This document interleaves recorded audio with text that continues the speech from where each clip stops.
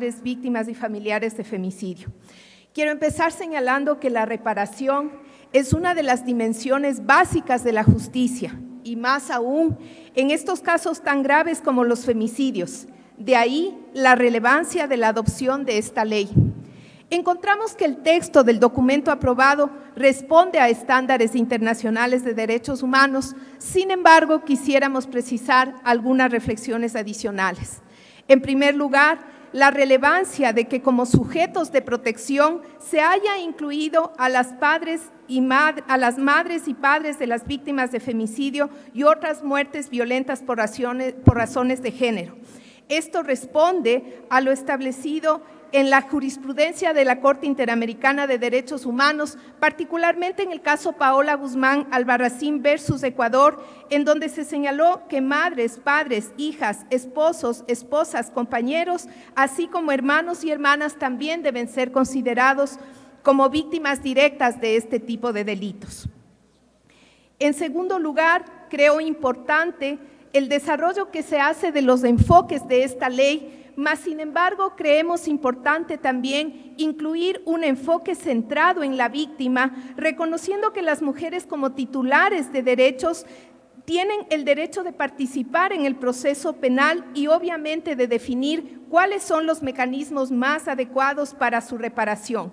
Al respecto, el Comité de Derechos Humanos de las Naciones Unidas se ha pronunciado señalando que la reparación debe implicar la restitución, la rehabilitación y las medidas de satisfacción como apologías públicas, memoriales públicos, garantías de no repetición y cambios en las leyes y prácticas pertinentes que abonan a este tipo de delitos.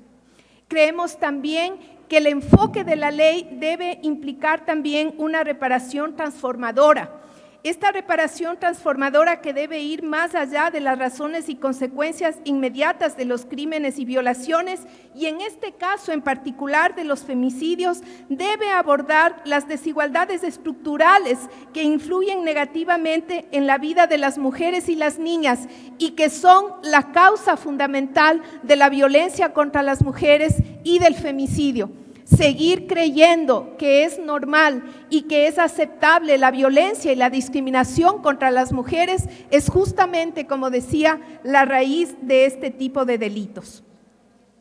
Es fundamental, de acuerdo a lo señalado por el Comité para la Eliminación de la Discriminación contra la Mujer, que los estados creen fondos específicos para las mujeres a fin de asegurar reparación adecuada en situaciones en que los individuos o entidades responsables de violar estos derechos no puedan proporcionar la reparación. De ahí la relevancia de la creación de este fondo.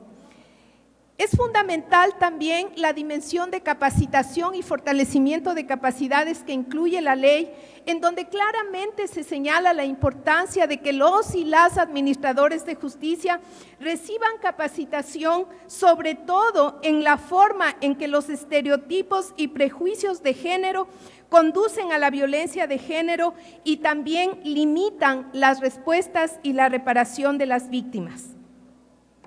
En cuanto a los mecanismos de reparación, también vale la pena recordar lo señalado por la Corte Interamericana de Derechos Humanos en el caso González Herrera, Ocampo Algodonero versus México, en donde se establece la importancia de adoptar varias formas de reparación, entre ellas, por ejemplo, la creación de una página de internet que contenga información de todas las mujeres, jóvenes y niñas que desaparecieron en Chihuahua, la creación de una base de datos de las víctimas, porque las víctimas y sus familiares tienen derechos fundamentales, el derecho a la verdad, a la justicia y a la reparación.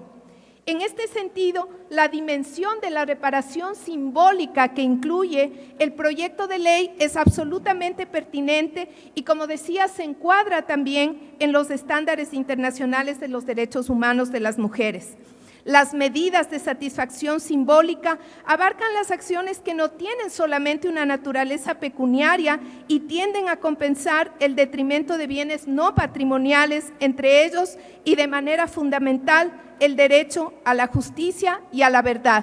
Señoras y señores asambleístas, la única manera de seguir avanzando en esta democracia es efectivamente garantizando también los derechos de las mujeres y particularmente el derecho a una vida libre de violencia, que incluye el derecho a la reparación luego de haber sido víctimas de este tipo de delitos. Está en sus manos la aprobación de este proyecto de ley que en sí mismo constituye un mecanismo de reparación a todo el sufrimiento que han vivido estas familias, estas mujeres que están aquí representadas por sus madres, por sus hijos, por sus hijas y que están deseando justicia.